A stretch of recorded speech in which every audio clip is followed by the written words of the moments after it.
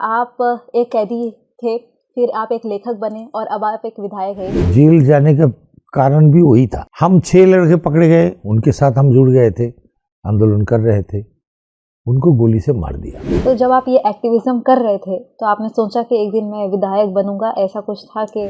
नहीं, मैं राइटर बनूंगा ये भी तो नहीं कभी सोचा था। लेकिन अचानक हो गया। फिर विधायक बनूंगा ये भी नहीं। ममता बनर्जी ही ये कर सकते हैं। आपको सत्ता में आने की क्या जरूरत पड़ी? एक तो उस समय जो है बंगाल में बीजेपी आ जाएगा और बीजेपी आ जाएगा तो मोदी जी सत्ता में आने के बाद में देश भर में दलित को में अत्याचार इतना बढ़ कैसे गया। हाल में काफी सवाल उठे रेप को लेकर। रेप में सबसे आगे कौन है? उत्तर प्रदेश, बीजेपी शासित जो राज्य है, महाराष्ट्र, राजस्थान, ये सब तो आगे है। अस्सलाम वालेकुम, आप सबका स्वागत है द वाइड एंगल पॉडकास्ट, जिसके अंदर हम काफ़ी सारे ओपिनियंस और बहुत सारे जाने माने लोग जिसकी काफ़ी इंस्पायरिंग स्टोरी है उन्हें बुलाते हैं।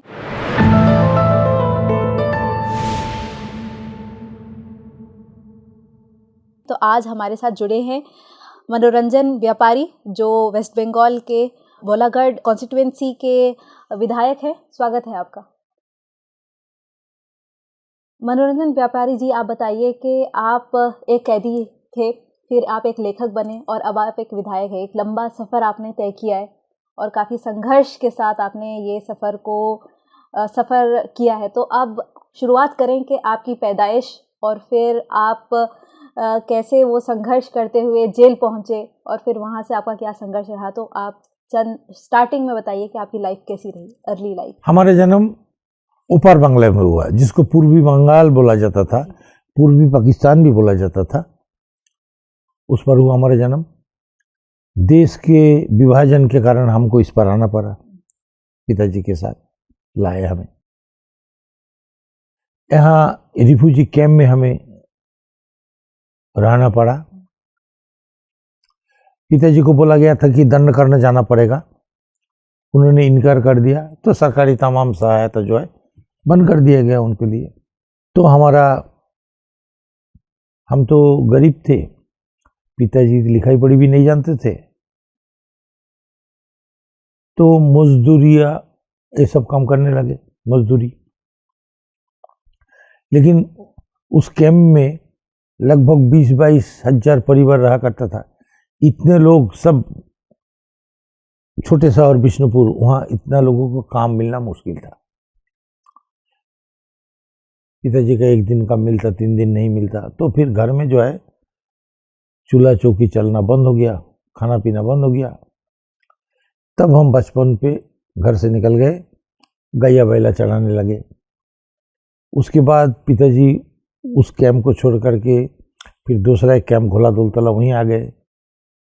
हम वहीं से घोला दौलतला आए, फिर वहाँ से फिर घर से निकल करके एक जगह जाके गैया बैला चढ़ाए। उसके बाद चाय दुकान में काम किए, उसके बाद थोड़ा बड़े हुए, मोटे मजदूरी वो सब किए, रिक्शा चलाए। ये जो जिंदगी है, जिनके सामने कोई रोशनी नहीं है, किस दिशा में हम जाएंगे कोई बताने वाला नहीं है, कोई मार्गदर्शक नहीं है आपको। सबसे पहले बच्चे को परिवार से शिक्षा मिलता है।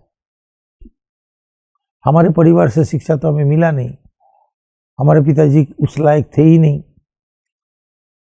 इतना गरीब था कि वो दिन भर भटकते रहे, खाना कहाँ मिलेगा, कैसे मिलेगा। तो अच्छी शिक्षा ना मिलने के कारण, अंधेरी रास्ते का एक राहगीर रहने का कारण हमारा पैर फिसल गया, और वो फिसलता हुआ पैर हमें मिला जाके जेल खाने में। तो जेल खाने में हमें एक शख्स मिले थे, उन्होंने हमें समझाया कि लंबे समय तेरे को जेल में रहना है, लिखाई पढ़ी सीख ले तो जेल करना थोड़ा आसान हो जाएगा, क्योंकि तेरे को एक राइटर का काम मिल जाएगा, और नहीं तो तेरे को चूल्हा चौकी में बहुत मेहनत है, उसी में ढकेल देगा। तो राइटर का काम आसान रहेगा बैठकर लिखने में। तो ही उन्होंने हमको लिखने पढ़ने को लिए कहा। लेकिन उस समय जेल में हमको कागजात, स्लेट वगैरह कहाँ मिलेगा नहीं। तो उन्होंने एक लकड़ी का कुटका तोड़ के लाया, दातुन टाइप का, और मिट्टी में क ख लिखा, तो आपकी लगभग उम्र क्या होगी उस वक्त? उस समय हमारा उम्र 23-24 साल रहा। तो आपने लिखाई पढ़ाई 23-24 साल में शुरू की। तो फिर आप बाहर आए तो फिर क्या काम किया? बाहर आए तो हम रिक्शा चलाते थे, और जेल से जो लिखाई पढ़ी सीख करके हम आए, उसकी बदौलत हम पुस्तक पढ़ते थे। एक नशा जैसा हो गया था, पुस्तक के बिना हमारे दिन गुजरता नहीं था। हर समय कुछ ना कुछ पढ़ते थे, हर समय, एक मिनट भी समय हमने गवाया नहीं। रिक्शा चलाते थे, एक पैसेंजर लेके गया, उतार दिए, फिर दूसरे पैसेंजर का हम इंतजार कर रहे हैं, तब तक हम पुस्तक पढ़ रहे हैं। फिर यहाँ उधर से पैसेंजर ला के यहाँ छोड़े, यहाँ पैसेंजर के इंतजार कर रहे हैं, तब तक। और पुस्तक हम दिन भर पढ़ते थे। उसी समय एक पुस्तक में एक शब्द मिला हमें, जिजीविषा, जिसका अर्थ हमें मालूम नहीं था। जिजीविषा, जिजीविषा, जिजीविषा। तो हमारे रिक्शा में एक सवारी बैठे, हमें लगा कि इनको पूछने से ये बता पाएंगे, क्योंकि देखने का एक प्राध्यापिका जैसे लग रहा था। तो उनको पूछा, तो उन्होंने कहा ये शब्द तेरे को मिला कहाँ से? क्योंकि इतना कठिन एक शब्द जो बंगाल में नहीं है, बहुत ही कम है, ना के बराबर। किसी ने कोई पुस्तक में एक शब्द लिख दिया, लेकिन ये तो आमतौर पर बात कोई नहीं बोलता भी नहीं है। एक रिक्शा वाले को कैसे इस शब्द के बारे में पता चला? हमें पूछा उन्होंने कि कहाँ से मिला, तो हमने कहा पुस्तक से। पढ़ाई लिखाई कितने दौड़ते रहे? हम बोला हम तो स्कूल गए नहीं कभी, तो कैसे पुस्तक पढ़ता है? हम खुद आपने ही सीखा। तब उन्होंने कहा कि हमारे एक पत्रिका निकलता है, बढ़ती का नाम, उसमें तेरे जैसे लोग लिखते हैं, तू लिखने से मैं छाप दूंगा। लिखेगा क्या? तो हमने तब तक कुछ लिखा था नहीं। हमने कहा ठीक है, आपका पता दीजिए, लिख पाऊंगा तो फिर आपको पहुंचा दूंगा। तो उन्होंने जब एक छोटा सा कागज में ककुटका में अपना नाम पता लिखा, तो देखा ये महासत्य जी लिखा। उन्हीं का पुस्तक थोड़ी देर पहले हम पढ़ रहे थे। तब एक लेख हमने तैयार किया महीना दिन के प्रयास में, और लेख वर्तिका में छप गया। तो हम जहाँ रिक्शा चलाते थे, बाजू में जादवपुर यूनिवर्सिटी, वहाँ के प्राध्यापक लोग वो वर्तिका पत्रिका पढ़े हैं। ये कौन सा रिक्शा वाला है जो स्कूल कभी गया नहीं और इस तरह का एक लेख लिख दिया। लेख में कुछ ऐसा था समाज चेतना के बारे में, जो एक रिक्शा वाला में अक्सर नहीं पाया जाता। तो वो लोग मिलने चले आते थे हमसे, सवाल करते थे, बात करते थे, फिर उनकी पत्रिका के लिए हमें लिखने को बोलते थे कि इस विषय पर एक लेख डालो, कैंप में रहे तो कैंप के बारे में लिखो। और इसी वक्त आपने एक्टिविज्म भी शुरू किया, दलित एक्टिविज्म। जेल जाने की पहले ही हमारे एक्टिविज्म शुरू हो गया था। जेल जाने का कारण भी वही था, एक्टिविज्म ही था। तो ये दलित एक्टिविज्म था या कुछ और विषय को लेकर? उस तरह आप आइडेंटिफाई नहीं कर पाएंगे ये दलित है या नन दलित है। वो गरीब है, वो रिक्शा वाला है, वो लोगों के घर में बर्तन मलने वाला है, वो रेल लाइन के बाजू में रहने वाला है, वो लाकड़ी का छोटा छोटा कुटका करके घूम घूम के बेचने वाला है, वो कागजात बीनने वाला, प्लास्टिक, गरीब बिछड़े लोग, वही लोग। तो दलित, उनके नाम जब लिख दिया लोगों ने बोला ये दलित, लेकिन हम तब तक दलित, आप सब अन्याय के खिलाफ आवाज उठाने के लिए। और दलित के बारे में हमें पता चला, पहली पुस्तक जब हमारे निकला वृत्ति शेष पर, वो तब एक समालोचक होते हैं, उन्होंने लिखा कि ये दलित समाज से आए हुए मनोरंजन व्यापारी, उसमें 24 कहानी छपे थे। ये अगर सिर्फ दलित के बारे में यही लिखे तो दलित साहित्य तो बहुत तरक्की कर सकता है। उन्होंने लिखा कि ये पावरफुल राइटर है, और ये दलित के बारे में अगर लिखे तब हमारा जो दलित आखिर होता क्या है। तो दलित ढूंढने को निकले तो देखते हैं हम दलित हैं, बागदी, कावरा, नमशूद्र वगैरह, ये सब मुची, हरिजान, सब दलित है। तो तमाम जो जितने निम्न जाति के लोग हैं सबको मिला करके एक नाम दिया गया है दलित। तब उनके बारे में हमने लिख लिया कि जातिगत तो कारण से उनको कहाँ कहाँ प्रताड़ित होना पड़ रहा है। तो हम गरीब, लेकिन एक ब्राह्मण गरीब, एक दलित गरीब, ये ब्राह्मण गरीब को ब्राह्मण होने के नाते कहाँ कहाँ फायदा पहुंच रहा, छोटे फायदा लेकिन पहुंच रहा, और हम दलित होने के नाते हमें बड़ा नुकसान उठाना पड़ रहा। एक जगह जमीन बांटा जा रहा था कि गरीब लोगों में 2-2 काठा जमीन घर बनाएगा। चौराहे एकदम किनारे वाला एक जगह, वहाँ अच्छा एक दुकान बन सकता है। अब वो बांटने वाले लोग जो है, एक का नाम है नारायण आचार्य, वो भी रिक्शा चलाते हैं, हम सब एक साथ रहते हैं। अरे इनको दे दो, ये ब्राह्मण का लड़का है, ये बेचारा एक चाय वाय दुकान करेगा, उसको इसीलिए उन जमीन को दिया जा रहा कि वो ब्राह्मण है। तो ये फायदा है। है। हम 6 लड़के पकड़े गए, थाना में ले गए, सब चोरी वोरी करते हैं। कोई हम जो 6 है उसमें 5 ऐसा है, कोई कागज बीनता है, कोई मछली का दुकान में काम करता है, कोई शराब के ठेके में काम करता है। एक जो है वो उसका भी टाइटल आचार्य है, उसका पिताजी एक मंदिर में पूजा पाठ करते हैं, और चोर वही है। थाना में ले गया, क्या नाम तेरा? फलाना ठिकाना, ये तेरा नाम क्या? बाबू आचार्य। छोड़ दिया। ए डंडला, और हम 5 को पीटने लगे। साले तेरे लोग के साथ मिलकर के एक बामन का लड़का चोर बन रहा, जबकि वो खुद चोर है। हम सबको हमें कोई चोर नहीं है, चोरी करता है तो वही बाबू आचार्य करता है, लेकिन हम 5 मार खाए, वो ब्राह्मण होने के कारण उसको छोड़ दिया। यही होता है, 5 को जेल काटने के लिए भेज देते हैं, और ब्राह्मण का लड़का है तो उसको मल्लिक फटक में भेज देते हैं कि वहाँ वो जाके लिखाई पड़ी। तो आपने काफ़ी कष्ट झेला अपनी आइडेंटिटी को लेकर, दलित होने के लिए। फिर आप छत्तीसगढ़ भी गए, तो वहाँ क्या किया? वहाँ शंकर गेहूं नियोगी एक खदान मजदूर को संगठित करके लड़ाई लड़ रहा था, बहुत बड़ा लीडर रहे, भिलाई आंदोलन भी किया मजदूर को लेकर के।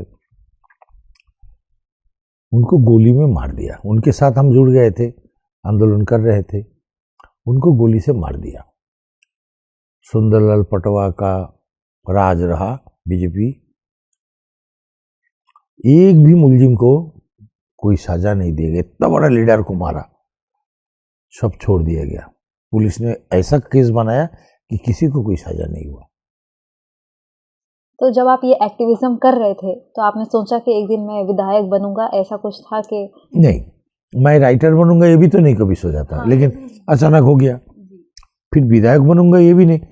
अभी प्रदेश की मुख्यमंत्री हमें फोन करके बोलता है कि तेरे को चुनाव में खड़ा होना है। तो आपने नहीं बोला कि मुझे ठहरना है विधायक के लिए? आपकी तरफ से कोई आशा नहीं थी? हमको अरे हाँ, ये तो ममता बनर्जी ही ये कर सकते हैं, कोई और दूसरा पार्टी वाले हमें तो एक पंचायत सदस्य का टिकट नहीं देगा। तो आप कह रहे हैं कि ममता बनर्जी ने आपको कॉल किया विधायक के पद के लिए, तो क्या कैसे लगा आपको? आप सोचे कि इसमें आऊँ मैं, या एक्टिविज्म ही करते रहूं, या विधायक? आपको सत्ता में आने की क्या जरूरत पड़ी? एक तो उस समय जो है बंगाल में बीजेपी आ जाएगा, चारों तरफ हवा चल रहा था। 2021 में 2021 में बीजेपी आ जाएगा, और बीजेपी आ जाएगा तो हम जैसे दलित लोग और दलित को लेकर के लिखने और बोलने वाले लोग, हम तो उनकी निगाह में दुश्मन है ना, क्योंकि वो तो मनुवादी ब्राह्मणवादी पार्टी है ना। तो हमारे ऊपर आफत आ ही जाएगा, बीजेपी आने से आफत आ जाएगा। तो कम से कम उनको रोकने के लिए कुछ तो करे। हार जाएंगे, लेकिन उनको आसानी से जीतने ना दिया जाए।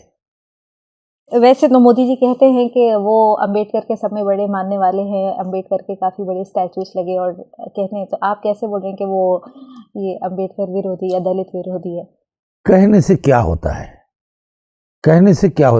अभी मोदी जी बीजेपी का सबसे बड़ा लीडर है ना, है तो मोदी जी सत्ता में आने के बाद में देश भर में दलित के ऊपर में अत्याचार इतना बढ़ कैसे गया, और दलित के ऊपर में अत्याचार। आपका हाथरस वाला देखिए, उन मुलजिम को क्या हुआ, जो लोगों ने ये अपराध किया था, तो फिर तो दलित हम बाबा साहब को मानते, ये तो उनको चुनाव जीतने का एक स्टैंड है, दलित को दिल जीतने के लिए इतने झूठा उन्होंने बोला, बस बयानबाजी है, बोल बयानबाजी। आपका क्या लगता है कि ममता बनर्जी ने कुछ किया है दलित के लिए उधर वेस्ट बंगाल में?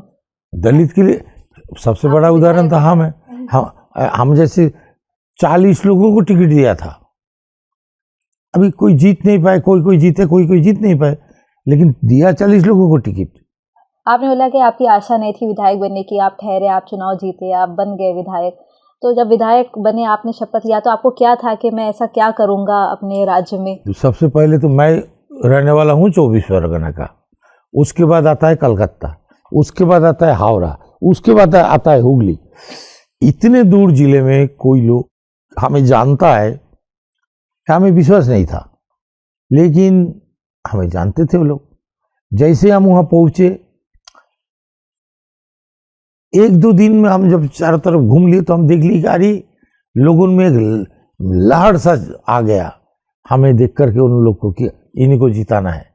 बोला हम आश्चर्यचकित हो गए कि इतने लोग। आपको ऐसा फैन मोमेंट फील हुआ कि लोग आपको इतनी दूर से भी जानते हैं? कलकत्ता के बाहर तो हम कभी गए नहीं, और वहाँ इतना दूर, और वहाँ लोग इतना हमें। अभी हम अब 2 जगह और भी हम गए थे, नेपाल गए एक बार और बांग्लादेश गए, वहाँ भी हमारे इतना फैन फॉलोअर है, हम तो कभी सोचे थे नहीं। अभी जहाँ भी जाते हैं, आपकी देखिए अभी यहाँ है, आपके यहाँ तो नया है, लेकिन देखिए हजारों लोग तो सब हमें प्यार करते हैं। तो हम पहुँच नहीं पाए, लेकिन साहित्य तो जहाँ पहुँचता है हर जगह हमारा नाम पहुँच गया। तो वहाँ भी वैसे ही लोगों ने हमारे पुराना इतिहास को जाना कि ये आदमी अन्याय के खिलाफ लड़ने वाला है, दलित का हित में लड़ने वाला है, संख्यालघु के हित में लड़ने वाला है, ब्राह्मणवाद के खिलाफ लड़ने वाला है। आपने अभी अपने भाषण में कहा था उधर कि मैं दूसरे विधायकों से अलग हूँ, मैं गांव-गांव जाता हूँ, लोगों को कपड़े बांटता हूँ। तो कैसे आप अलग हैं दूसरे विधायक जो हैं? दूसरे विधायक जो हैं बाबू समाज से आए हुए लोग हैं, उतना धूप में, बारिश में, ठंडा में अभी क्या है, हम अपने गाड़ी में कपड़ा लत्ता लाद के गांव तक गांव के आदमी हमारे पास आना नहीं पड़ेगा, हम उनके पास चले जाएंगे, जाके उनको जिनका टूटा हुआ घर है चलो भाई तिरपल ले लो, जिनके फटा हुआ कपड़ा है लो कपड़ा लो, जिनके जारा में देख रहे हैं कि वो धूप में बैठा है उसको ओढ़ने का कंबल हम लो भाई तुम कंबल लो। हम घूम घूम के अपने आंखों से देख के बांटते हैं। और विधायक लोग और दूसरे जो है, होगा कोई कोई मेरे जैसा, लेकिन ज़्यादातर जो करते हैं उस मोहल्ले का कोई लीडर को दे देते हैं, ये कपड़ा ले जाओ कंबल ले जाओ, तो वो कुछ उसमें से इधर उधर कर देते हैं। आपने कहा आपको पता नहीं था कि आपको पकड़ के ले जाएंगे, आपको कैदी बना दिया, फिर वहाँ आपको पढ़ा दिया, फिर आपको पता नहीं था आप राइटर बन गए, ये भी पता नहीं था आपको ये भी नहीं पता था आप विधायक भी बनेंगे, आप विधायक भी बन गए। अब आगे बताइए कि आगे भी आपके कोई ऐसे एस्पिरेशन है कि मैं एमपी बनूं या? नहीं नहीं नहीं नहीं, बन जाऊंगा, एमपी बन जाऊं, मंत्री बन जाऊं, मेरे कोई लालच नहीं है कि क्या बन जाऊं। जो काम करते रहूंगा तो कुछ ना कुछ तो बनते रहूंगा, लेकिन एक लालच है, एक कि मैं ऐसा एक पुस्तक लिखूं जो कि हमारा जो 2 पुस्तक अभी इतिवृत्त चंडल जीवन और इंटरग्रेटिंग माई चंडल लाइफ, ये गन पाउडर इन दी एयर, बतासे बर्दर बंद, इन सब से भी ज़्यादा पॉपुलर हो जाए और ज़्यादा लोगों के पास पहुँचे, चर्चा होते रहे, ये बुक्स लोगों तक पहुँचे, लोग आपकी पुस्तक पढ़ें, खरीदें और पढ़ें, बस वही ये आपकी इच्छा है। अच्छा राइटर बन जाऊँ, ये अच्छा राइटर बन जाऊँ। पॉलिटिक्स को लेकर थोड़ी बात करते हैं, उसके बाद फिर हम साहित्य पे आएंगे। पॉलिटिक्स को लेकर मतलब ममता बनर्जी हो या उस पर भी काफ़ी हाल में काफ़ी सवाल उठे, या रेप को लेकर या फिर वुमेन सिक्योरिटी को लेकर, तो उस बारे में क्या कहना आपको? नेशनल क्राइम ब्यूरो का रिपोर्ट के अनुसार हमारे देश में हर 16 मिनट में एक लड़की जो है बलात्कार का शिकार हो रहा है, सारा देश में। और इन रेप में सबसे आगे कौन है? उत्तर प्रदेश, बीजेपी शासित जो राज्य है, महाराष्ट्र, राजस्थान, ये सब तो आगे है। पश्चिम, अभी सारा देश में इतना हो रहा है, तो पश्चिम बंगाल में 1-2 घटना संगठित हुआ, इसके लिए कितना बवाल खड़ा किया। उसके बाद भी तो कितने 3 साल के बाद, अभी 4-5 दिन पहले की बात है कि एक 5 माह का बच्चा को रेप किया गया, कितना क्यों नहीं बवाल हुआ। उसके पीछे एक सोची समझी, बांग्लादेश में एक चुना हुआ सरकार जो हसीना सरकार वो था, लोगों के आंदोलन के चलते उनको भागना पड़ा। तो यहाँ के ये जो लोग, ममता के विरोधी जो लोग हैं, ममता बनर्जी के विरोधी जो लोग हैं, वो सोचे इस तरह के आंदोलन छेड़ दूंगा और इनको क्षमता से बेदखल कर दूंगा। प्रतिक्रियाशील जो ताकत है, पैसे पर एक सत्ता की जिम्मेदारी होती है कि एक सेफ्टी, सिक्योरिटी, एक अकाउंटेबिलिटी हो, और कहीं ना कहीं ये बात बार बार आई कि मतलब कहीं ना कहीं बचाया जा रहा है, बैक स्टेप है, उनकी मांगे सुनी नहीं जा रही है। तो ये जो गलत हुआ वो गलत तो हुआ ना। लोगों ने मांग किया कि सीबीआई के केस सौंप दो, दिया गया। बंगाल पुलिस 24 घंटे के अंदर एक मुलजिम को पकड़ा। तो बंगाल पुलिस एक्टिव है तभी तो सीबीआई को सौंप दिया गया। उसके बाद दूसरा किसी को तो गिरफ्तार नहीं कर पाए। जितना सबूत वहाँ की कलकत्ता के पुलिस जो इकट्ठा किए थे, इससे ज़्यादा तो और सीबीआई कुछ नहीं कर पाए। क्यों? इतना बड़ा एजेंसी हो तो दूसरा कुछ करके दिखाते। अभी बंगाल में दो रेप केस में, मर्डर केस में 2 महीने के अंदर में उसको सजा सुनाया गया, फांसी का। तो ये सीबीआई वाले इतने दिनों में भी इस केस का कुछ हद तक नहीं क्यों पहुंच पा रहा? तो आप कह रहे हैं जितना स्टेट पुलिस ने काम किया उतना ही सीबीआई ने किया है? तो बस वही उतना ही जो किया वो बंगाल पुलिस ने किया। सीबीआई को जो केस सौंपा गया और कुछ ज्यादा प्रोग्रेस तो हुआ नहीं है। एक जो संजय जिसको गिरफ्तार किया गया, उसके बाद वही लोग तो मांग कर रहे, बोल रहे थे कि फलाना है, ठिकाना है, इतने लोग। में जो चिंता वाली बात ये थी कि जिस तरीके से जो डीन, जो प्रिंसिपल था, वो उसे कैसे बस ट्रांसफर कर दिया, उसे सस्पेंड क्यों नहीं किया? तो उस पर काफी एक व्यक्ति को उसके ऊपर गुस्सा कई लोगों को कई कारण से हो सकता है। इसका कारण का हद तक अब ना पहुंचेंगे। आप किसी के ऊपर इल्जाम लगा दिए और तुरंत उसको सस्पेंड कर दिया जाएगा, तुरंत उसको गिरफ्तार कर दिया जाएगा, ये तो गैर कानूनी है ना, अन्याय है ना। उसके ऊपर जांच होगा, वो अपराधी होगा तो उसको गिरफ्तार किया जाएगा, पनिशमेंट मिलेगा। अब ये जो गिरफ्तार करके सीबीआई वाले इतना दिन रखा, फिर तो जमानत मिल गई। जमानत में उसमें तो बंगाल पुलिस का कोई हाथ नहीं था। तो सीबीआई वाले ऐसा साबुत उसका विरुद्ध में क्यों नहीं जुगाड़ कर पाए जो उसको जमानत ना मिले? सही, आपकी बात सही है। तो अब हम ये जात को लेकर आते हैं, मतलब जिस तरीके से कास्ट है, तो आपने पिछले 40 साल में देखा है कि जिस तरीके से अन्याय जब होता था, जब आप 20 साल के थे या 24 साल के थे, और अब तो आपने कुछ बदलाव देखा है ये कास्ट को लेकर, या अभी भी वैसे ही? अभी बढ़ा है, अभी और बढ़ा है। हमारे बंगाल में जो है नवजागरण, जो रेनेसा एक हुआ था, उसमें लोगों की चिंता चेतना में कुछ सब परिवर्तन आया था। फिर वामपंथी आंदोलन रहा, बाद में वामपंथी आंदोलन अपने रास्ता से भटक गए, लेकिन पहले इसका काम कुछ अच्छा था। उसके कारण लोगों में एक जागरूकता आए थे, चेतना आए थे। इसके कारण जो जात पात जो है यूपी, बिहार, राजस्थान जिस क्रूरता से, जिस स्थूलता से प्रयोग किया जाता है, बंगाल में ऐसा नहीं होता है।